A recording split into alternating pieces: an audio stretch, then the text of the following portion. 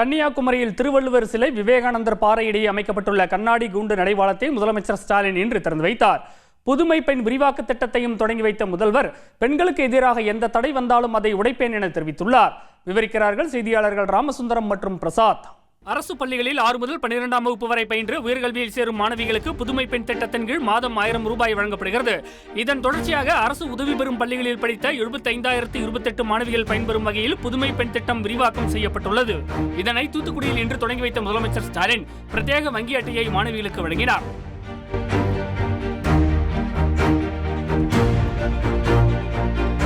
விழாவில் சிறப்புரையாற்றிய முதலமைச்சர் ஸ்டாலின், பெண்களுக்கு எதிராக படிப்புக்கு மட்டுமல்ல வேறு எந்த தடை வந்தாலும் அதை உடைப்பேன் என உறுதியளித்தார். பணம் இல்லாம படிப்பு நிறுத்தின பல்லாயிரம் மாணவியர் கல்லூரியை நோக்கி வர தொடங்கி இருக்காங்க. உங்களுடைய படிப்புக்கு மட்டுமல்ல, எந்த தடை வந்தாலும் அதை நான் உடைப்பேன். இந்த நிகழ்ச்சியில் பயனாளர்களுக்கு பல்வேறு நலத்திட்ட உதவிகளையும் முதலமைச்சர் ஸ்டாலின் வழங்கினார். தொடர்ந்து கன்னியாகுமரி சென்ற முதலமைச்சருக்கு திமுக தொண்டர்கள் உற்சாக வரவேற்பு அளித்தனர். முதலமைச்சராக பொறுப்பேற்று பல்வேறு முத்திரை சாதனைகளை நிகழ்த்தி முதலமைச்சர் அவர்களும் வருகை தந்து கொண்டிருக்கிறார்கள். மாண்புமிகு அமைச்சர் பெருமக்கள் வருகை தந்து கொண்டிருக்கிறார்கள். திருவள்ளுவர் சிலை வெள்ளி விழாவை தொடங்கி வைத்த முதலமைச்சர் ஸ்டாலின் 37 கோடி ரூபாய் செலவில் திருவள்ளுவர் சிலையிலிருந்து விவேகானந்தர் பாறைக்கு இடையே 77 மீட்டர் நீளத்திற்கு அமைக்கப்பட்டுள்ள கண்ணாடி கூண்டு நடைபாலத்தை திறந்து வைத்தார்.